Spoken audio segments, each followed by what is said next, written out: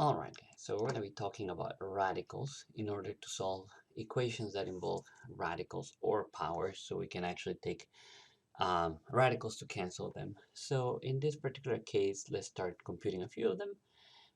Let's start with the cubic root of negative 8. Now if you think about it, negative 8, you could write it as, you know that 8 is 2 cubed, but if you multiply, say, negative 2 3 times, you're actually going to get negative 8. So we can just write it as negative 2 cubed. And in that case, then, since we have an odd power and an odd radical, we can cancel them because the odd radicals don't care, if you will, about your negative signs. Now, if it's an even power, an even radical, that's a different story.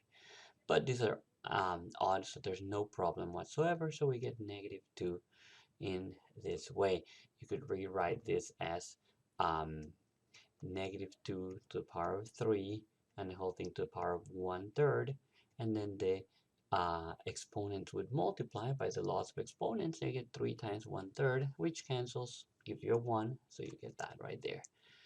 Now for the next one, we still have that negative 8 and a cube, so you could separate it if you want and deal with this part that you already know the answer for, and then you can separate this one out, which you have to do a little bit more work for.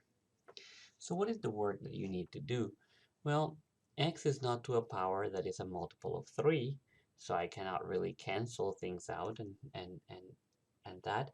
So, but what I can do is, well, let me rewrite this as negative 2. We computed that already. And so what I can do for the x part, I can just pull out one x and leave an x cubed.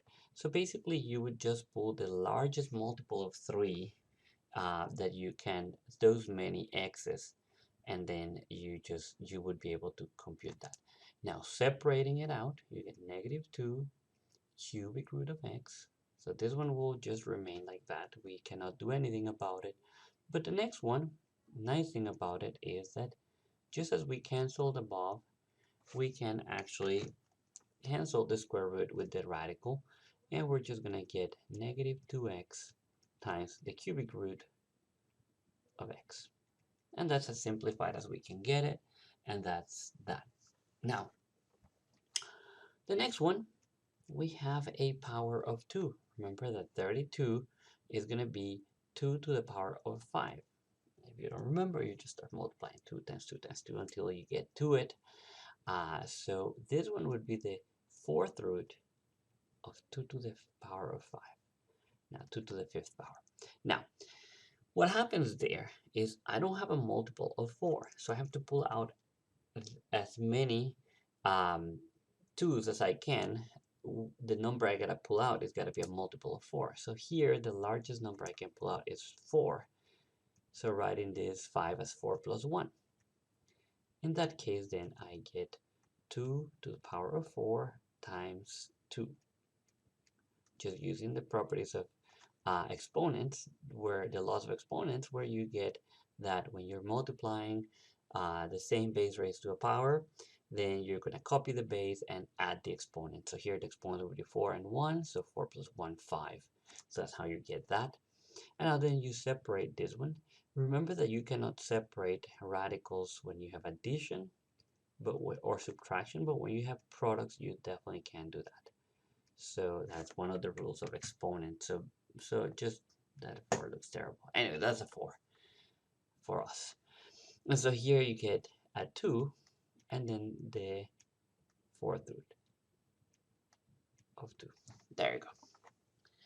All right, so we're getting a little bit more involved each time. So now this one is going to take us a little bit more room, so we'll have to scroll the screen. That's fine. Not like we cannot do that. So this one, I recommend we start by addressing the fraction inside of the radical. So basically, if you think about PEMDAS, what you'd be doing, you'd be addressing the parentheses inside. And once you do that, then you can move up to dealing with exponents. So let's try to deal with the inside of this radical. So remember how we did that?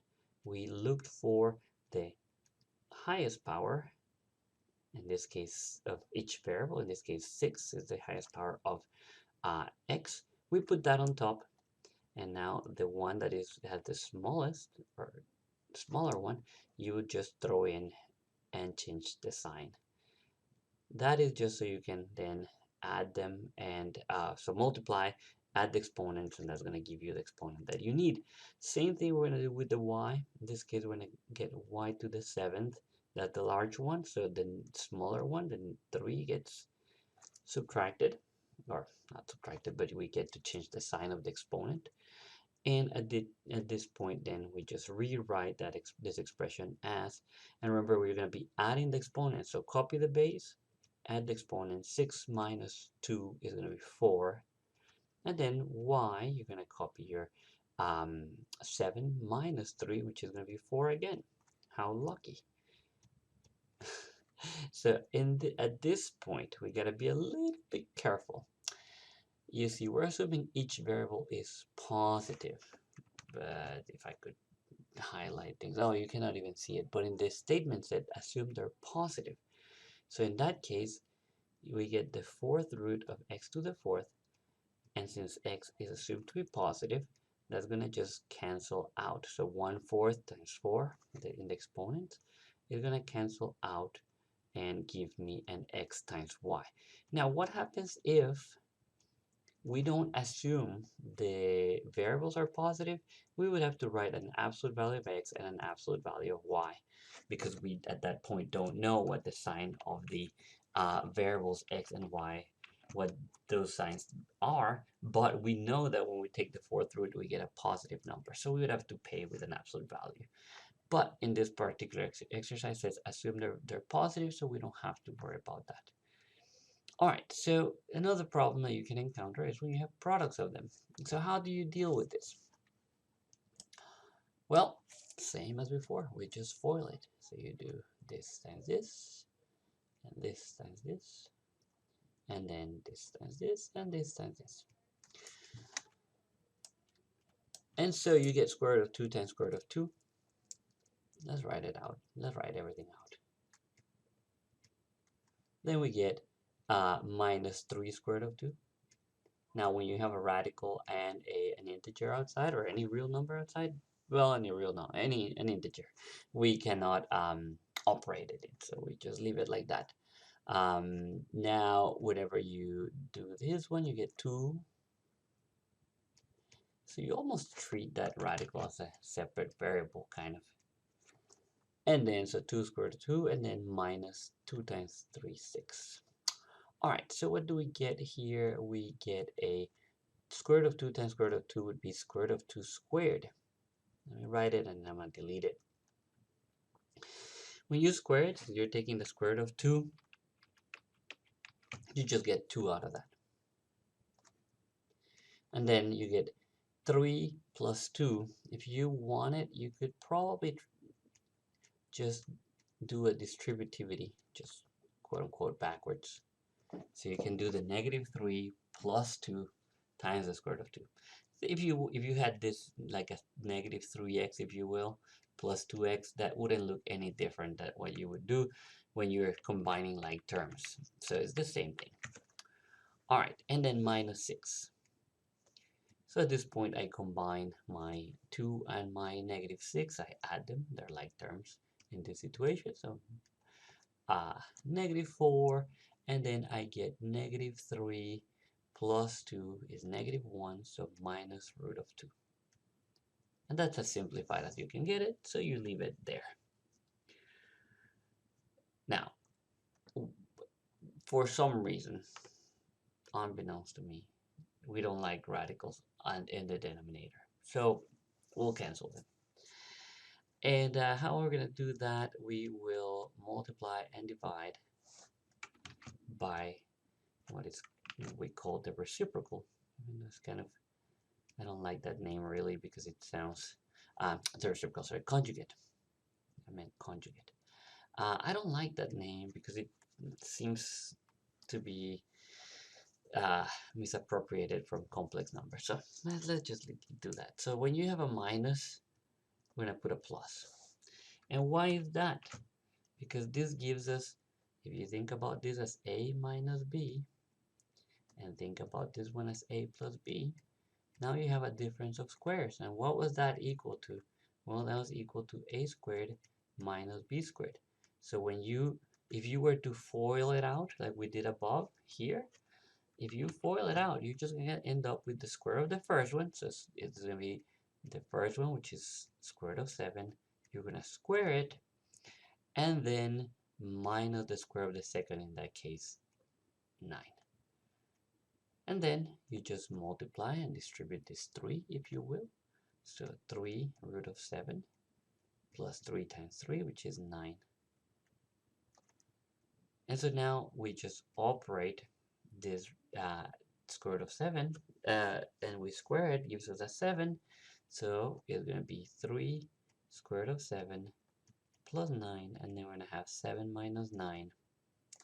So we're going to have divided by -2. It's probably nicer to write as a -1/2, and I'm about to run out of space. I hadn't noticed that my screen is larger than what the YouTube video accommodates. But you could put it as -1/2 instead of putting the -2 in the denominator. If you feel like that's gonna cause you any trouble, just put that that -2 in the denominator and leave it like that. So we would do the exact same thing here, and we would multiply and divide by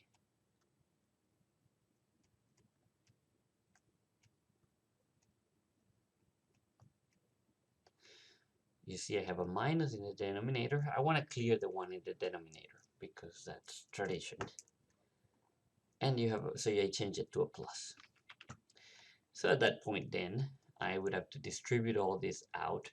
The bottom is easy because we know we're going to have square root of 2 squared minus the square of the second, which is going to be 9. So square root of the first minus square root of the second, that's just your difference of squares. That's what you're using to obtain this expression. Now, this one you have to FOIL. So that's a bit of a too much for right now because we're already running at 12 minutes. So I'm just going to go ahead and compute it for you. So you would get a 4 plus 6 is going to be a 10 for your integer. Please check. Go ahead and do the calculation. Then you get 2 plus 3. So you're going to have plus 5 square root of 2. So check that you get the same answer. So that would become your negative 1/7, because this is going to be 2 minus 9, and we're going to have here times 10 plus 5 square root of 2. So that's what we get there. So did I do that right? Oh, I didn't. Fail. Okay, so because when I multiply, I did it in my head. Unfortunately, I did it wrong. You see, good point. Don't do it in your head. Square root of 2 times square root of 2, I said 4. It was 2. 2 plus 6 should have been an 8. So, for the sake of not being a perfectionist, I'm not going to record the video. I'm just going to change it. And I'm going to leave with that. Ooh, being adventurous here. Alright, so there, we get that. So verify that you get that, compute it on your own. So this one right here, we're kind of going to be doing the opposite because we have the radicals in the numerator, and we tend to not like them in the denominator. However, this is going to be used to compute something that is going to be called the derivative of square root of x in your calculus class. So we're going to, in preparation for that, we're going to actually clear the radicals from the top. And I see that I am running out of time, so I don't want to make this video super long, so I'm going to go ahead and do that one in the Zoom session. How about that? So we're gonna leave that one alone, or I'll do it in class, just so you guys we can take our time and answer all the questions, because it's already a lot, so I don't want to get too much content that it would become overwhelming. All right, so I'll see you guys in the next video. Just one more, and we'll be done.